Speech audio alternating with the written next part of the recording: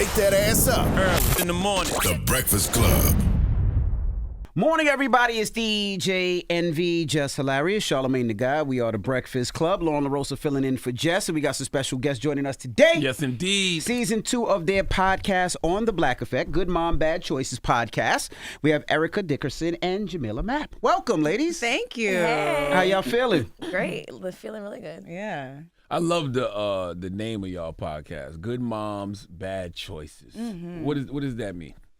I think society has deemed women and moms in a certain light, and historically, we're not really allowed to make bad choices. But really, bad choices are relative. Like smoking a blunt is a good choice for me, but for other people, that might be a bad choice. You know, so I think it really kind of just flips the narrative around what bad choices actually are, and allows moms in particular to give themselves grace and prioritize whatever the fuck it is that they want to prioritize.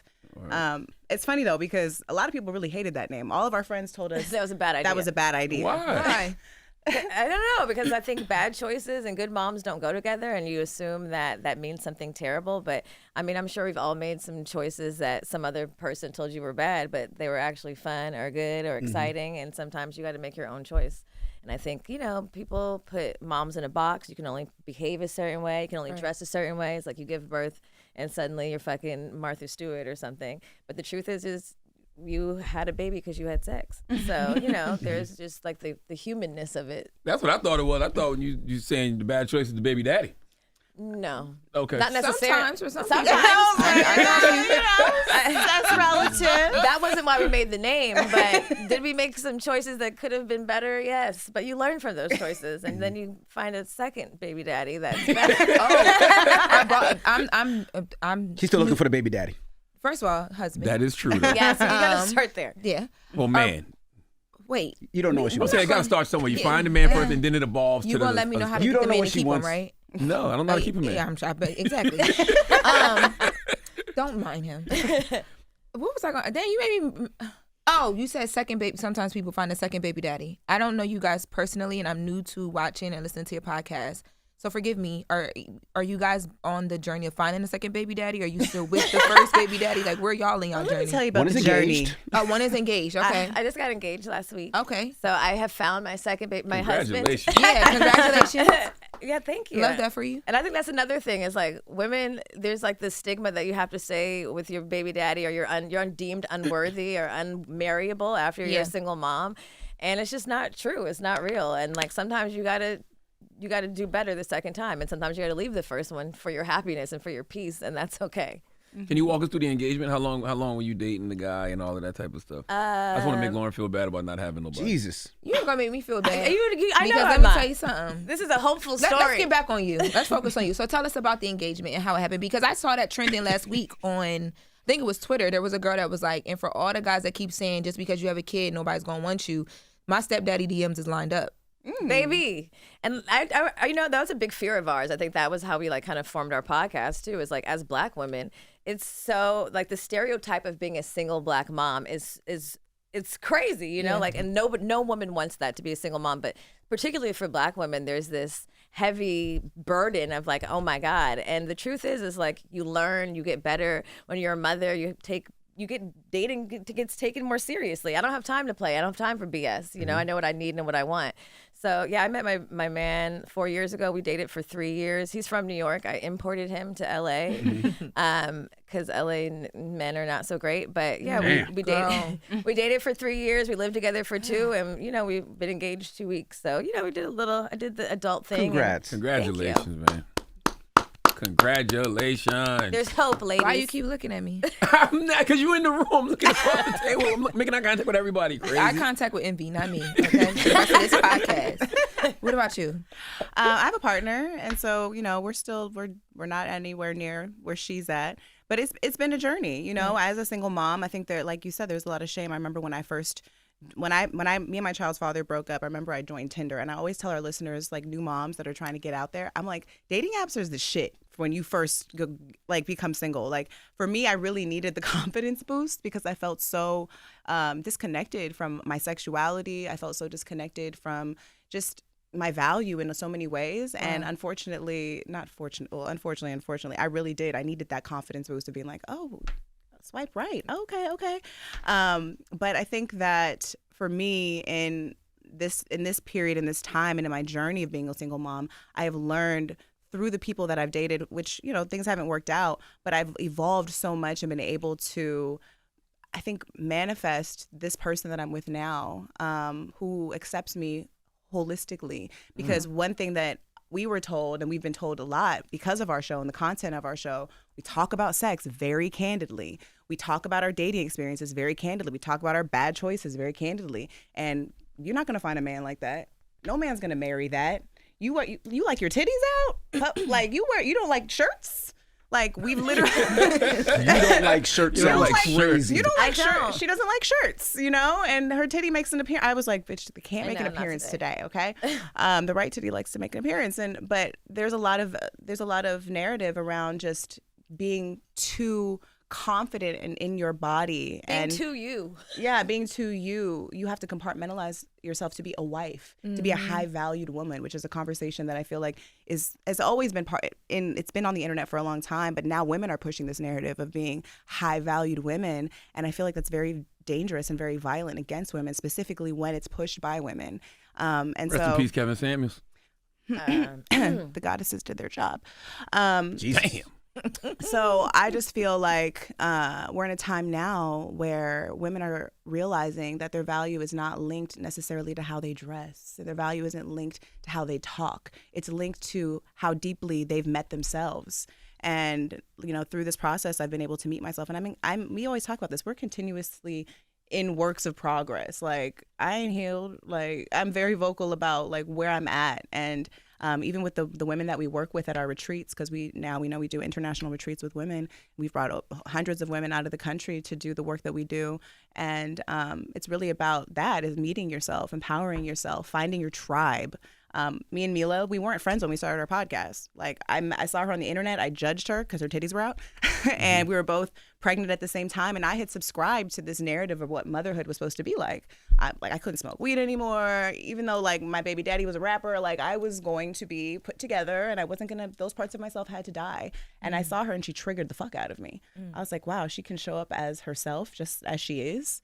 Thankfully, my hating didn't deter me from. I was about to say, what was the first interaction like? Because was the hate all the way gone, or was it like? No, well, my friend kept posting her, and I was like, who is this girl you keep posting? Like, none of my friends had kids, and so I was desperate. I was like, you know what? I need to meet her. She seems like she's cool. And so, my friend was like, we're going to a bar tonight. You want to come and meet her? And which is like so out of. I would never just go and try to like, now I would, but at that time I would never go out of my way to go meet a stranger friend at a bar. But I was desperate. I literally pumped in the car because my daughter was 3 months old, and went in to find Jamila because I knew I only had like 90 minutes before my mama started calling me and judging me for being out too early after giving birth, and cornered her and was like, hey, I heard that you have a kid. My friend posted you on the internet, and she was like, yeah. And she had also saw me on the internet and made preconceived notions about me, my lifestyle, and what I do. And thankfully we push past that. We push past the judgment, which I think a lot of times women, we have a hard time doing that. We judge each other so much, and we hold each other back. And so the work that we do on the podcast, at the retreats, in our book, is really about bringing women together and understanding that we are so much stronger together. And yeah. You said a lot of shit just now, Erica, that I want to talk about. Okay. Let's do it. I never heard somebody refer to dating apps and said that it gave them confidence. Could you expound on that a little bit? Yeah, I mean, I felt so unattractive in my relationship. I felt so undesirable in my relationship. I was desperate for validation, and my partner was like, that's not my job. And granted, maybe that's not his job holistically, but I felt like, nigga, I just pushed out your baby. I'm feeling I need some help here. And so when we broke up, I was really nervous to get on a dating app, because like I was like, oh my God, what if someone sees me on there? What if he sees me on there? But then it became kind of, dating app is kind of like they've gamified it. So, you're swiping and like people are like wanting to match with you. So I'm like, it's giving you confidence, whether it's a false sense of confidence, it's the beginning, it's the path towards really believing it. And so for me, dating apps really led me into really feeling like, okay, I am desirable. Oh, I do deserve pleasure. Oh, I do deserve to be taken out. And so I think a lot of women, they don't know where to start. And I'm not necessarily saying that's where everyone's path needs to start. But for me, that was really healing for me. And in the path of this dating app is really, I think we always say like two moms walked in a bar and met each other. But really the story began when I went on this dating app and I ended up swiping on what I thought was a woman, because I was going both ways. And then I swiped and she was pictured with her husband. And I was like, why is this man in this picture? And I kept swiping. And it was like, and then I read and it was like, we're a couple looking to spoil someone special. Oh. And I was like, okay. Well, this is something I always kind of wanted to explore with my cheating baby daddy, but couldn't trust him. So maybe now is the time. And so I did. Mm-hmm. And even in that exploration with this couple, I felt excitement, but I also felt shame because I'm a mom. So I was like going and having threesomes with this married couple and then going home and tucking my daughter into bed and being like, what life am I living? Is this okay? Like, I feel really good. I feel like I feel confident. I feel excited about what's happening. But am I a good mom because of this? Mm-hmm. And so when I shared this story with Jamila, and this was like maybe our second interaction, it really opened up the door for her to feel comfortable sharing with me. And I know it sounds silly, like a threesome brought you together, but yeah, actually. In conversation or? No, in conversation. No. Calm down, Lauren. No, I was just, when she said it, I'm like, whoa, hold on, where did we just go? But, okay. The dating app thing, it seems like it's the new school way of like putting on a nice dress, getting your hair done, and going out to the club back in the day. Like when your man pissing you off, you go out to the club just to get the But you attention. said your man didn't give you something to the dating app, so y'all was still together or y'all weren't together? No, we weren't together. Oh, no, but you still wanted him to give you that because you had just had his baby. Yeah. I mean, I had gained a lot of weight in pregnancy, and so I just didn't recognize myself. I really needed my partner to empower me. In the end of the relationship, before it ended, and that's where she left No, I wasn't on dating apps while I was with him. No. For clarity. And I always want, when you have situations like that, and I'm sure you talk about it on the podcast, right? But when your child gets to like 15, 16, and they start clicking, is that a conversation you have beforehand? You'd be like, I'm going to let them find out on their own. My daughter, well, you think you need to warn your child? So in 2020, your mama had a threesome. I'm just letting you know in case you read about it. Just in case you read about it. Also in 2023. Because in this day and age, they'll pull it right up like, we know your mama did this. It ain't like before where it was off the internet. Like, I don't know nothing going on with my mom or my grandmama. Like, you just don't know. I think it's But this age, our kids will know. But I think that's been, not that everybody, your kids need to know your whole sex catalog. However, I think it's detrimental. Like there is a misconception that parents, fathers included, are these perfect superhero people. And to our kids, we are. But I think most importantly, when our kids get of age and start exploring our catalog, first of all, I hope you have a lot of time, babe. We have over 300 episodes. But I want my daughter to remember, like, my mom is exactly who the fuck she says she is. Mm-hmm. There's no gray area. She knows my titties be out. She knows who I am. She loves me. She respects me because I'm a great mother to her. Mm-hmm. So what I do sexually as an adult is never going to sway how she feels about me as an adult. I'm a parent. Mm-hmm. I'm an adult and I can indulge, and that's my right. It's my birthright. Pleasure is my birthright, and it's medicine. And I don't that is not a narrative that we intend on keeping from our daughters. So I think like the transparency has been medicine for us in our friendship and for our community, because other women are like, damn, I needed to know other women are smoking a blunt and I'm not a terrible person. Oh, I needed to know other women are out here dating and I'm not a terrible person. No, you deserve to live, and so do our kids, and I hope that we're setting that example, and that our catalog is so much more than just, the 50 probably sex stories that are in there, but that there's a deep understanding of who we truly are. What is this titties out thing? Y'all keep talking about these titties out. And I'm trying to make eye contact, but every time you say titties out, I'm like, but you don't have her titties out. Like, they're in today. They are in today. But what is it? What does she mean? Like, you walk around shirtless or something? Yeah, I do. Like in public? Shirt off? No bra? Where I can. I'm like in my house, in her house. If we're we're on vacation, we travel a lot. My family, my friends know my titties be out because it's usually a house that I live in or I paid for, or my friends are my friends. And so I've created a community who are okay with that because I'm comfortable in my skin, and that's how I feel comfortable. Did you have a traumatic experience with a shirt? Or a turtleneck when I was in 4th grade really overcame my neck. Now, I want to go back to the bad choices. We were talking about the bad choices, right? So are the bad choices parenting choices? Are they men choices, or all of the above, right? Because I always say, I have 6 kids. I always say the first 2 are like the guinea pigs, right? Because you got to learn what to do, what not to do. And then the next 4 you kind of get. So what are the bad choices? I mean, there's definitely some bad choices. And I think, like you said, the first 2 are guinea pigs. Like, everything's trial and error, and hopefully you learn. And I think that is the thing in bad choices. I still ain't learning, though. We still fucking Yeah, I mean, apparently you got 6 of them. I got 6 I'm hoping from 0 to 6 it got right. better. And that's the thing, we're ever evolving. And, and like you trip, you fall down, you get the fuck back up. That is life, and we don't talk about that enough. We only show the result. And like the bad choices sometimes are bad, actually really bad, and then you can hopefully they lead to better choices. Realign. Right. Like, okay, that was fucked up. I did too much this way. It's a constant sway of balance, and that is how you get better, by acknowledging what you've done and being able to have conversations and reflect upon it. But if you don't have friends that you could be honest with and be like, bitch, I had this threesome, I probably shouldn't have left last night. She can't be like, girl, get it together, because we're so afraid to be judged. But if you can say the thing, then you can be better from it. Erica, a question for you. I know you, and only because you mentioned this earlier. I know with your kid's dad, with Freddie, it's a little bit different for you too, because he's an artist. Like, people know Freddie Gibbs, right? How do you deal with the judgment? Because yours is like probably like 50 times more, because your relationship and everything that happened out of it was so public. Like, is that harder for you? Is it harder to talk about? Is it like, how does it? No, it's not hard for me to talk about. I mean, early on in the show it was. I mean, when we started the podcast, I was relatively like maybe 5 months out of our breakup. Whoa, how you were mentally okay enough? Your breakup was pretty No, I rough. was not okay, which is why I need to sit with this bitch and talk. Okay. So wait, so back it up then. Talk me through that. So you're 5 months out of, you were engaged, y'all had just welcomed your baby, then you find out there's another woman, another baby. Then you decide to go get on a public platform and start a podcast. Mm-hmm. What was your thinking around that? And like, mentally, outside of just talking to her, what else did you do to be able to get through that? That's rough. I didn't have a lot of thought, honestly. People ask us why we started the show. It was really, I just needed someone to talk to. Wow. And I had started listening to podcasts, actually, really murder mystery podcasts. And then I started looking up podcasts in the, single mom podcasts, Black podcasts. At the time, there were really none. Like, the space has changed and evolved so much.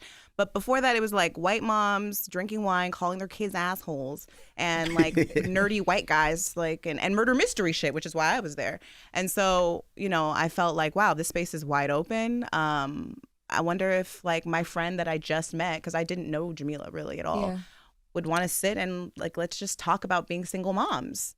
And then as we started talking and just being vulnerable, things just started pouring out. She told me the story about Yeah. Oh, about the couple. threesome? And I immediately was intrigued, because we'd hung out, but it was very surface. And I was like, oh, this bitch is kind of spicy. Okay. I kind of like her. I was like, okay, I can kind of get with this. Because at first it was very like, how are you liking motherhood? It's great. I love it. Yeah. And not being real. And when she said that, it immediately made me feel close to her. And I asked her at that moment, I said, okay, I'll do the podcast. I don't even know what the fuck that is, like a radio show. I was like, but are you going to tell the story about your couple? And because that's the only way I could do it, on or off. I don't really have a gray area. And she was like, okay. And Black couple or white couple? Black and white. Oh. Black woman. Black and white husband. Oh. Dr. Umar would be so disappointed. Dr. Umar was like, this white man got 3 queens? 3? Or 2? Sorry. But like, And his wife is beautiful, yes. But like, putting that into perspective for you, of that, I guess, being like a liberating experience, and you start this podcast, you have this friend now, this homegirl who can support you in a different way, because she was your first mom friend, you said, right? Mm-hmm. How did you guys talk through, even you talking to your daughter eventually, about like what you went through and your decision to put on a podcast? Well, to go back to your original question, I think that I didn't really give a fuck, because he didn't really consider me at all. Right. So I didn't really have a lot of consideration for him. Although I did protect him a lot. I didn't share so much until like maybe like a year in, like, because it wasn't confirmed even for a while, even when I was recording the show, whether this was his child or not. And as I started to share more, I felt empowered, because a lot of women were writing in and telling me too. Been there, done that. Yeah. And so when you have that support, you feel more brave, and I feel like that's why our show has been so successful, is because we've been really brave in sharing our testimony and sharing our truth. And with that becomes the community. With that comes the support. And so I felt very supported. And luckily, people always ask us, like, have you gotten a lot of backlash on your show? Not really. Like, we have a very supportive community of men and women. And so, you know, obviously me and my child's father, our relationship has evolved over the years. We're cool. We're co-parents, you know, but there was a lot of hurt. There was a lot of anger. There was a lot of confusion.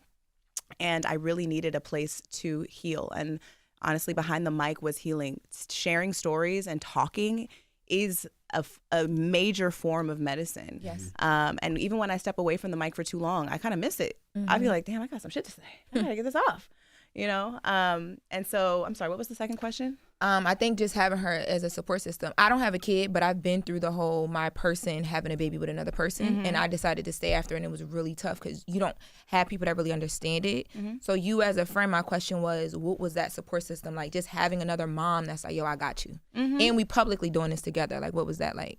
Yeah, I mean, we were kind of in similar spaces. We met each other, like I always say, like it was God's timing. We met each other at very crucial moments in our motherhood. She had just broken up with her child's father. I had just broken up with mine. And it was like, bitch, we outside.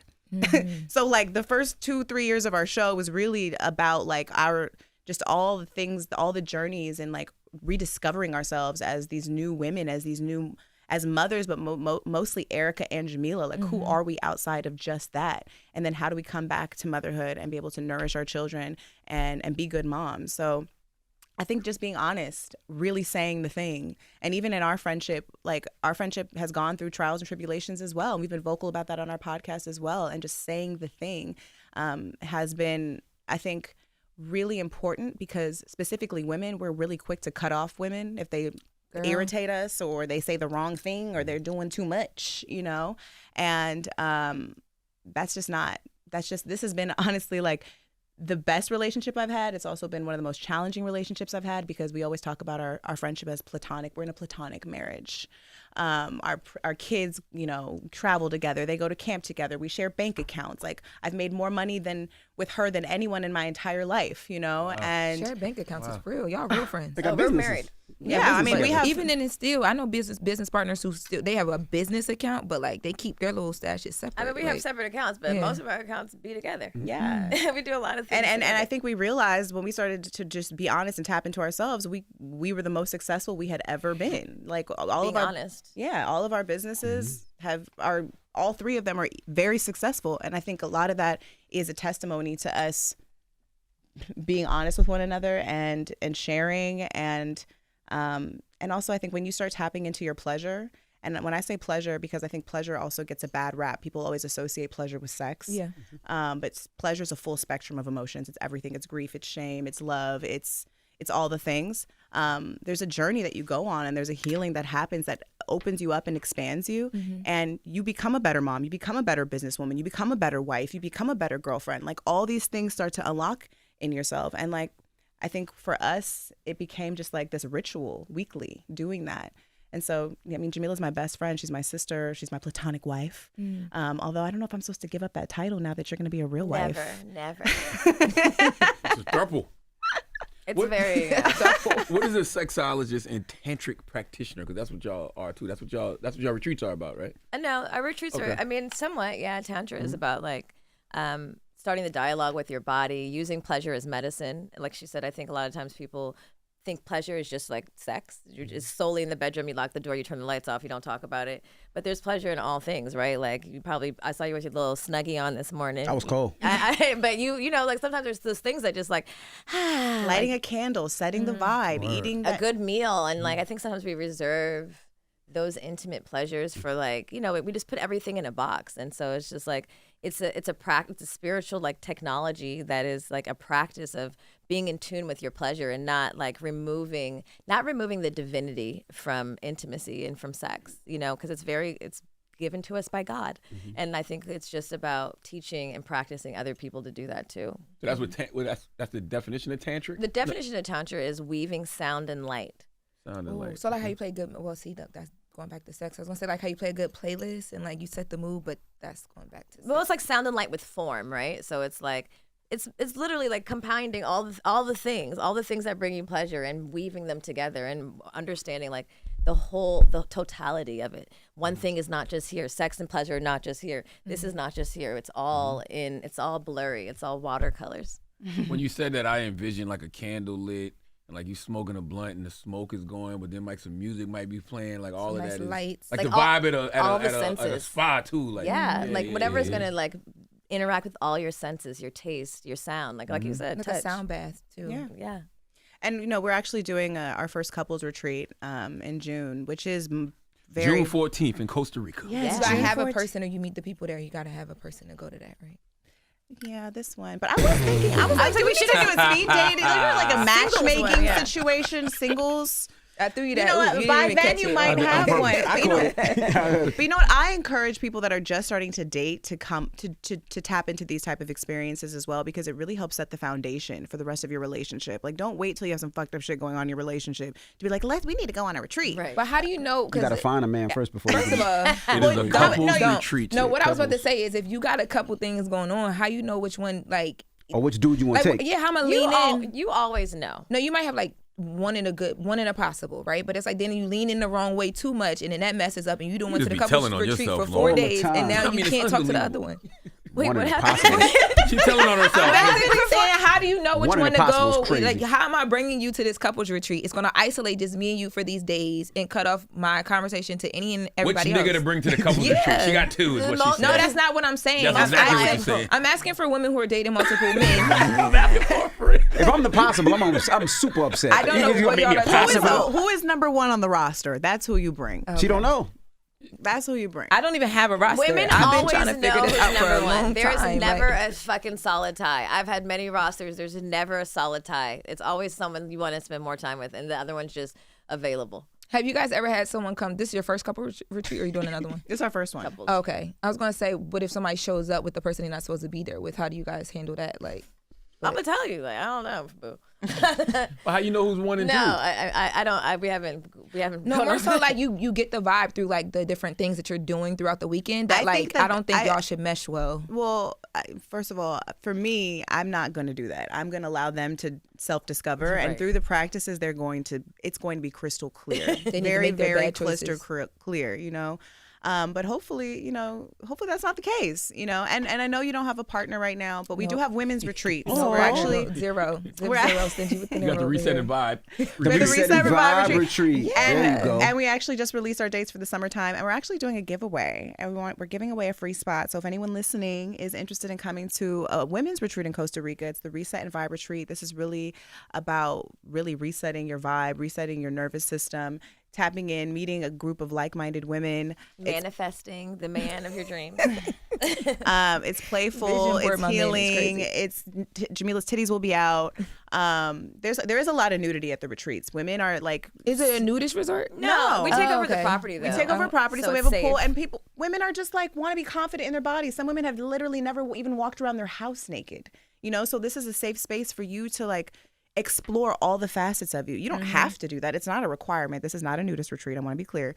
But this is a place for you to show up however it is that you want to. Whoever you are when you're here in New York or wherever the hell, or when you're with your homegirl that you've known since you were 12 and she's still holding you to this archaic version of yourself, when you come to the retreat, you can be whoever the fuck you want to be. You can rebrand yourself. You can be the loudest girl in the room. Maybe you're the quietest one at work, and this is a place where I have seen such incredible transformations from the women literally from the beginning when they walk on property to the end, and then it keeps going. And not only that, the women stay connected. Right. So when the work that we do, we get so many questions of like, I don't have any female friends. I don't trust women.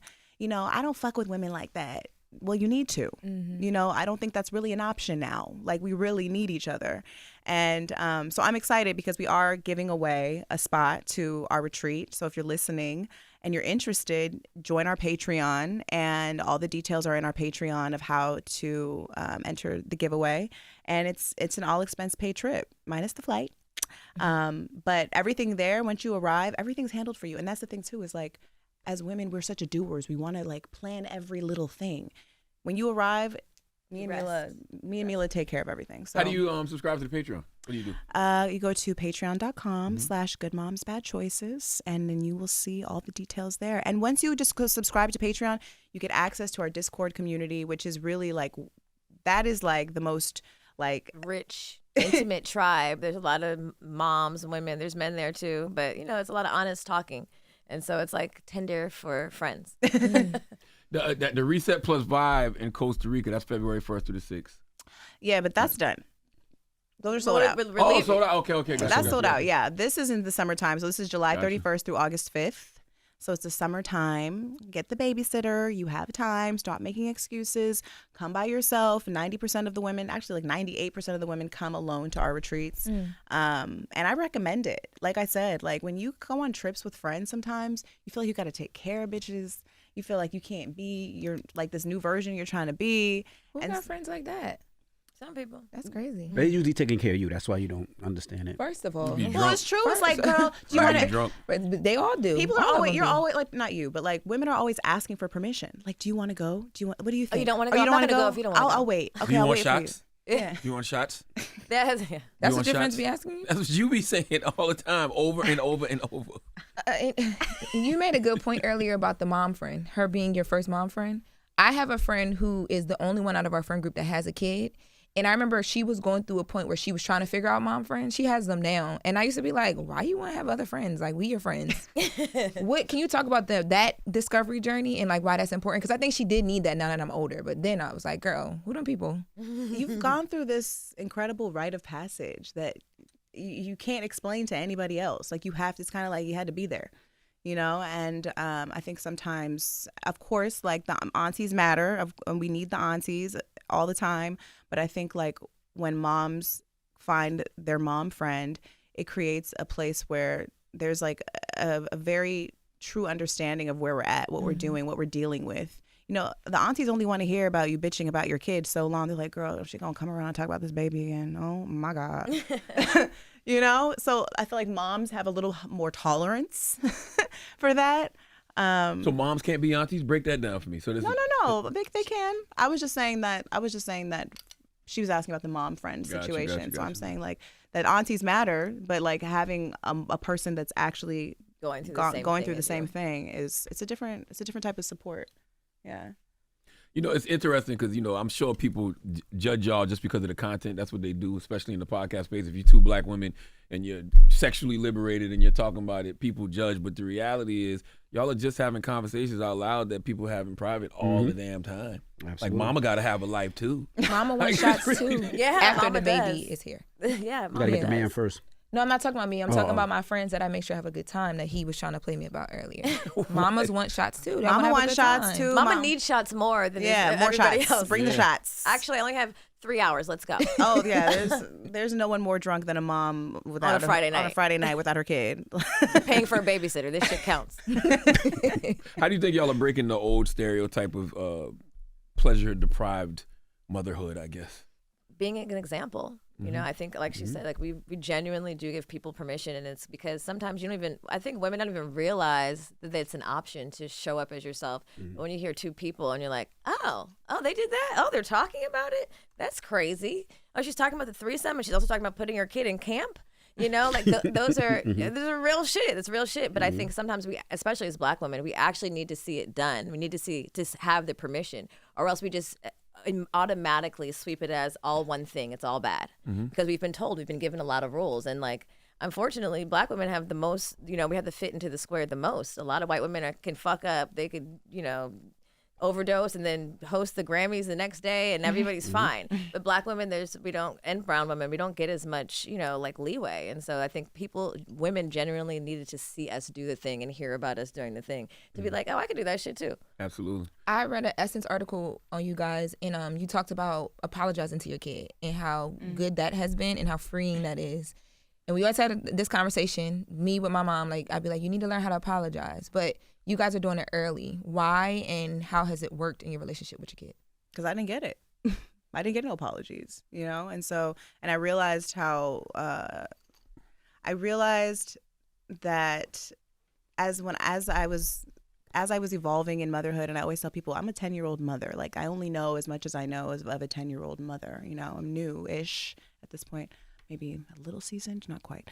But I've seen the power of apologizing. I've seen how much my daughter feels safe talking to me because her mom is willing to say, hey, I kind of fucked up. I'm sorry about that. Hey, I lost my temper. And I think a lot of times we've pushed things under the rug, and like all those things, they you don't forget them as kids, you know, and then they show up in different ways in your life where you now have a problem apologizing. You can't acknowledge the things that you've done wrong, and now it's holding you back. And so I don't want that for her. And so I think it's really important for parents overall to get used to that that thing and do that. And like, why wouldn't you? Why wouldn't you want to apologize to your child if you know you fucked up? I do it all the time. Yeah, like, and it feels good. It feels good to like reverse whatever it is that you know didn't work for you. You know, I think about like I had like a recent like parenting moment with my daughter because she was getting bullied at school, and I was like, oh no, so we're here because I'm gonna beat all these little bitches' asses. I was like, okay, you can't do that. Don't do that, Erica. You can just record it. Well, now I'm on Breakfast Club talking about it, so shit. It wasn't me. And, you know, at first I was like, all right, I'm just going to like talk to the school and have them deal with this because I don't know what to do. And then I was like, no, I have to face this head on. And so, you know, I sat with her and talked to her. And she had a really hard time telling me because I think my daughter's going to be 10. And right now in her life, like, her social circle is very important to her. You know, she's just building these friendships and like it feels like her whole world. And so stirring the pot feels like it's not a big deal. It's fine, you know? And so I was just empowering her to stand up for herself. And after that moment, like us talking it through, I was like, damn, that was good. Yeah. You ever have those moments in parenting? You're like, yeah. I had one of those apologizing to she's 16, apologized to her. I can't even remember what I apologized for. And she said, it's okay. This is your first time doing this.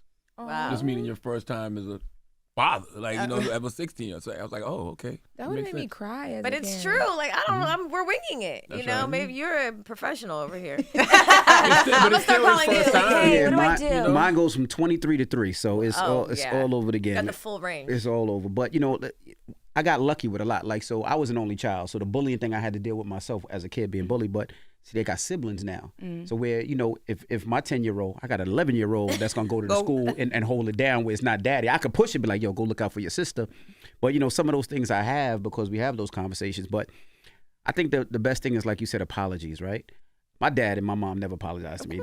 If they were wrong, you ate it, pause. But I think with me is like, come on, let me talk to you. You know, dad was a little upset. This was the reason why this happened. And they respect you and look at you a lot differently, and they're able to be free. Like, my kids have conversations with me that I'm surprised that they tell me stuff, and I'm like, I would never tell my mother this. I would never tell my dad this, but they feel so comfortable. And sometimes I got to take a step back and be like, I have to understand, you know, which is well, great. And it's a testament that you're doing a great job. Envy, you know, if your kids are talking to you in that way, like it's those little like confirmations along the way. You're like, okay, I'm not fucking up. They're safe. They feel safe. They feel safe. Yeah. And you know, it feels. It's like I said, it feels good to apologize to my daughter. And I've actually even said to her, listen, I don't really know what I'm doing. That's right. And do things I'm different. Figuring than we it out. You know, we can only reference our parents parenting, and ultimately, like they could use some improvement. But if you don't have the space to like reflect and be like, okay, well, this could have been better, and then apply it, you know, without you have to be able to question what has happened in order to improve the systems. And you know, it's true. Sometimes I'm reacting in a way. I'm like, why the fuck am I talking like this? I'm like, oh, that's how I was talked to.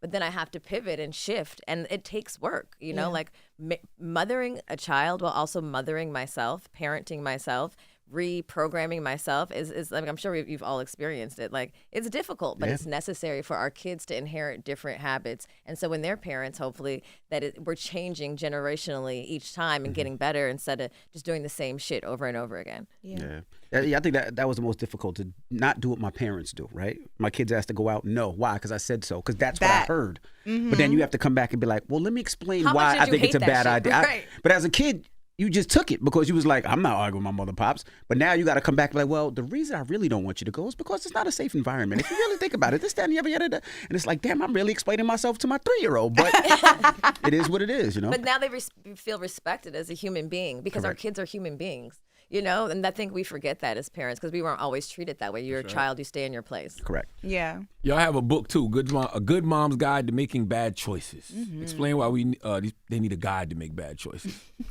You know, I think when we were writing this, I realized like there are so many books about parenthood. Like, how do you care for your baby? How do you swaddle the baby? What do you do? You know, like there's all these things about how you care for a baby, and there's no books really about how the fuck do I care for myself after this huge thing that's happened. My body has changed, my life has changed. I'm, implementing a new human, and I'm caring for something. And there's a lot of fear. There's a lot of anxiety in that nobody talks about. And even for us, our book talks about like our journey in single parenting. There's a lot of moms experiencing that. A lot of moms fighting it, like trying to put a fucking square in a circle. Like sometimes it just don't work.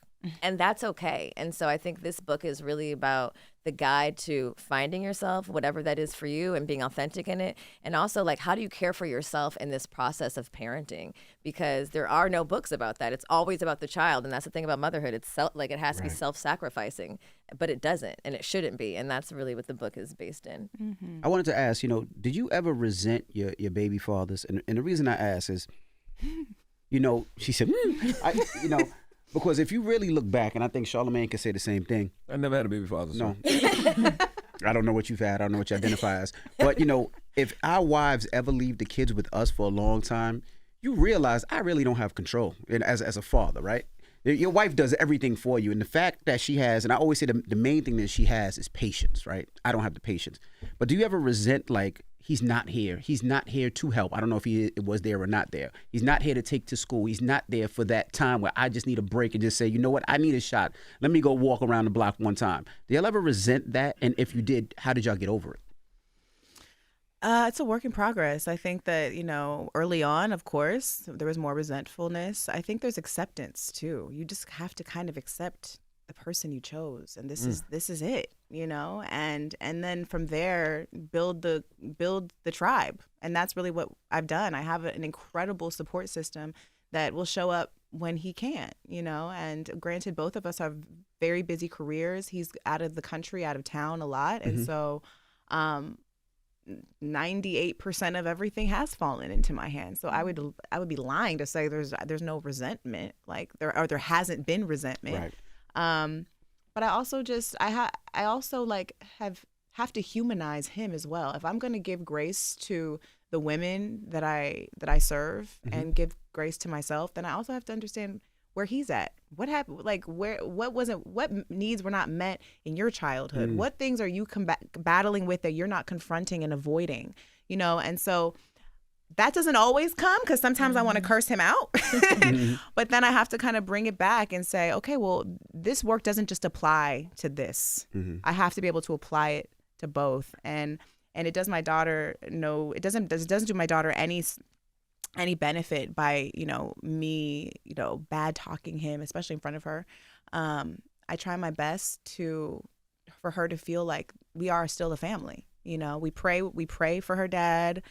We talk about her dad. Like I ask, even like, he had another child. The reason we broke up was because he got another woman pregnant. And, I never in a million years thought that I would be able to be like in the presence of that child ever. And I know there's a lot of women listening that have maybe experienced this or maybe going through this. My heart dropped because I know the feeling. Yeah. And it was, I literally, there was no way. I remember the first time he brought his son into my house, like unannounced. And I was like, oh. Did you cry? Did you cry? Like, what was your... I didn't even know how to cry. I was frozen, like Did you say, get this? Of course not, because it's a baby. You don't want to react to the baby, but you feel like, ugh. Yeah. And like as women, like we are territorial around this role of mother and like the space that we share with this person. Like this is what we decided to do, and this is an interruption. And but now, like, I have so much love for that child. I wouldn't be a good mom who makes bad choices without that child. Like, thank you, baby mama, for, breaking the family up because, truly, I didn't know myself then. I was really like living for him. And so I think that, like, to answer your question, it's just about like allowing grace and knowing that, yes, there are times when I want to curse that man out. But also, I love him because he gave me my daughter. Gotcha. What if the other child was a daughter who looked just like the woman that he had the baby with? The other. Well, it's a son. And I know, but what if it was a daughter who looked just like the woman who he had another baby with? I don't think that would have. It's probably would. Again, like it would probably been jarring at first, but like I think that I would have accepted that as well. All of Freddie's kids look just look just like him, you know. And Did you have to have those conversations with the other mothers? Like, hey, let's, even though this is not the situation, but we all have kids, let them be siblings together, or no? I only have a rapport with one. And, you know, it's not because I don't want to. It's like I could reach out, I guess, but that just hasn't been my ministry yet. But there's no hate, there's no resentment. Like, we're all moms trying to do the best we can for our kids, and you know, she made her choices, and all of them have made their choices because, you know, my baby daddy been busy with creating life since our first one. But yeah, so. And Jamila, you, what about resentment, if there was any, or no? I know. It's like she said, acceptance. You know, I knew who I had a baby with. I'm accepting of that. And then honestly, there's a level of. I just sound so crazy. I know who I had the baby with, so it is what it is. I mean, it is. I know. You gotta accept it. You gotta get to that point at some point. What you gonna do? You gotta raise the baby. Because you expect different, right? If you knew that was gonna be the situation, you would have did something different, right? You gotta raise the kid. If your aunt had a penis, she'd be your uncle. It's just fuck, I mean. But there's a level of pride. Yeah, I had to think about that hard. I think he's saying it is what it is. Yeah. But I would say talk about that level of pride in that, because the resentment can cause some women to stay, and y'all chose to step away. Well, yeah, you could be resentful and you can let that shit like fester, or you could walk away and move on and accept the person you had a baby with. And even in this chapter of my life, I'm like, you know, do what you can. There's a lot of drop-offs at the grandma's house, which, you know, if my child is safe and fed, I'm happy you're around. But I also find joy in, like, I am the primary provider. Hey, you got to take the kid. I'm going to the Breakfast Club tomorrow. I'm big dog. Traveling. You know, like I have won so much in this. Like, I have evolved so much in this relationship with my friend and this brand and this business. Like, I have really discovered something that I wouldn't have been able to discover had I stayed in that relationship. So I'm grateful. I'm grateful for the awareness of myself to be like, this ain't gonna work. I can't see this forever. I'm out. And just honoring that and accepting him for who he is, and accepting that is not something that I can accept in my life in a romantic partnership, and just letting it be. Because, you know, karma's a bitch. And you have to deal with that with your child when she gets of age, because we have kids who are very well aware, very intelligent. Right. We never disrespect our child's intelligence. So we're honest in an age appropriate manner. And so I give you the love, and I know that you are going to have to deal with that relationship as she gets older. And good luck. Did the baby daddies ever come to y'all and apologize for what Envy's kind of referencing, like that flack of like, dang, I'm sorry, or I put you through, or denial. If you ask them, they probably would say they have, but I mean, you know, most dads are like, I'm doing great. Yeah. Like, you haven't seen her in 2 weeks. Our baby daddies tried to link up a few times once, and we were like, what the hell are they? They're talking about they were gonna start a podcast. Good dad, bad choices. Let's go. On Black Effect Network. No, that'd be a conflict of interest. Nope. That's right. That'd be a conflict of interest. I do have one last question, Erica. How did you break up with that couple that Dr. Umar wouldn't approve of? How did you? Not that Dr. Umar wouldn't approve. How did you break up with him? You know, it became a thing because I knew this to begin with. I'm not into white men. I'm just not, you know. I was trying because they were cool and he was handsome, but I realized that over time it just wasn't like, I was more into his wife than I was to him. And I respect it too, because I told her. You trying to break up that happy couple. Well, no, I was not trying to break up the happy home, but she did ask me, like, Erica, like, where you at? Like, you haven't been responding to the calls, da-da-da. And I was like, honestly, like, I'm more attracted to you. And she was like, okay, thanks. And she cut it off. And I was like, respect. Wow. Like, that's respect. Dope. And that's why I really respected their dynamic. They showed me, I learned a lot from that relationship. I learned how much they loved, like how expansive their love was for one another. I felt honored to be able to come into their relationship and spend time with them, and then also peace out.